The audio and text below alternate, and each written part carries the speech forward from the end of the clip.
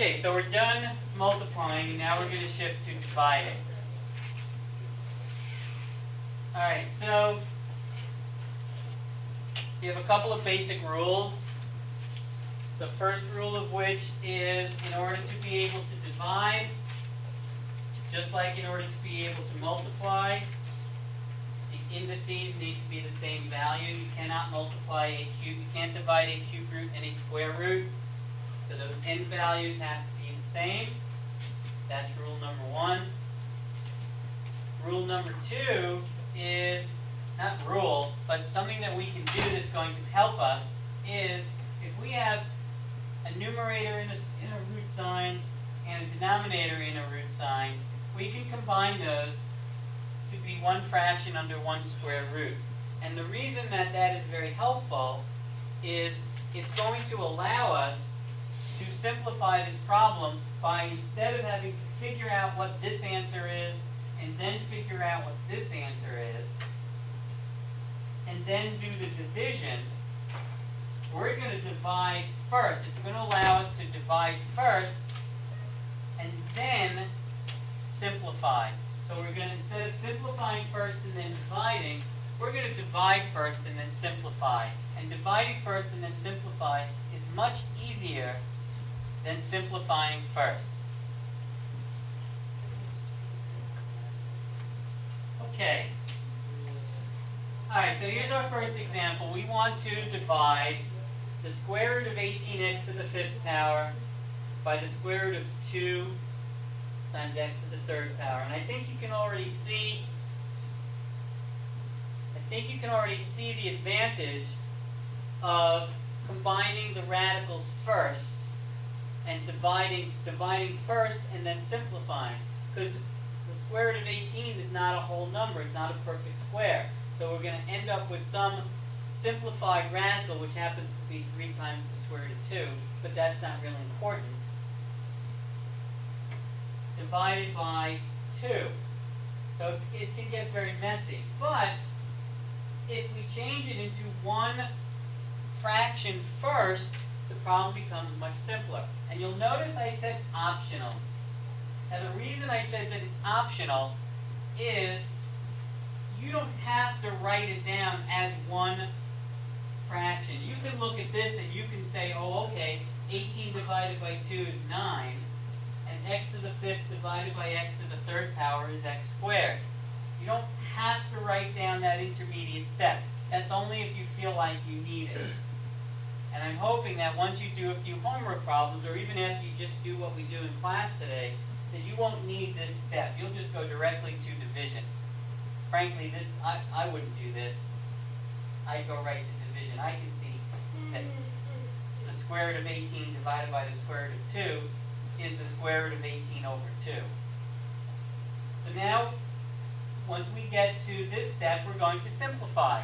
The square root of 9 is 3. The square root of x squared is, and that's my answer. Down here. See, I took a lot of mumbo jumbo off the board here. But again, you'll recall that these slides were created 3 years ago, and all I did was copy whatever was in the book.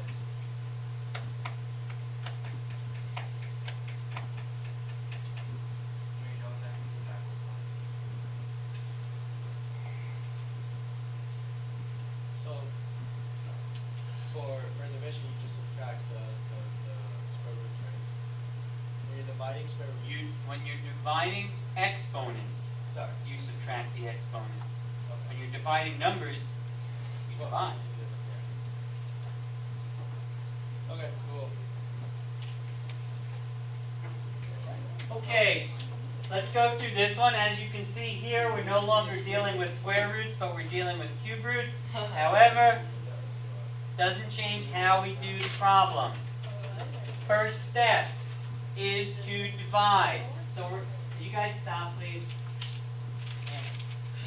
We're going to divide 162 by 3. 162 divided by 3 is what?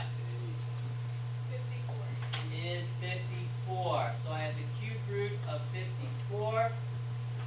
Y to the 5th divided by y squared is Y to the third. Y to the third power. So first I do my division. Now, this is exactly like what we did yesterday. We're going to make two groups, perfect squares, perfect cubes I mean, and leftovers. So we're going to factor 54. What's the first pair of factors of 54? 27 and 2. 27 and 2. Is 27 a perfect cube? Yes. Yes, it is. So 27 goes in my perfect cube column, if you would, and 2 goes in my leftover. Y to the third. Is y to the third a perfect cube? Yes. Yes, it is. So I put my y to the third in the perfect cube column. There's nothing left under my radical sign, so now I can simplify. The cube root of 27 is 3. The cube root of y to the third power is, because it's part of the question, we have to answer it. Y. And then square root of 2 is left over. When I was younger, I'd always do that to my dad. I'd be like, why? And I'd say why to everything. Every You child must have does been a that. really annoying Oh, no. You, all of us went through the Y phase. My dad would always be Clean like, up your room. What's this Y. C? Look at that. Y. yeah, Is because there I a did. slop? I'm Y. like, shut up. Is it bad if I still do Reggie, it? you're probably so annoying. Um, I was the best depends. child ever. Depends on what. No, like my because mom. my mother and my father are both like 20 times more annoying than I am. Okay. All right. Does anybody have any questions? When I looked at the square root of 27, I got like 3 and then the square root. Because we're not doing the square root. It's Then how are you? The cube root. Oh, I always forget to do that. in Yes, the that's right. calculator. Do you think JK, I got it. that it's necessary to make your bed before you Okay. Can we stick to the math? Wait, you forgot to write the cube thing, the cube sign. That's right. Do you have You're right. That's why. Okay. Any other questions? Okay. I want to show you one more.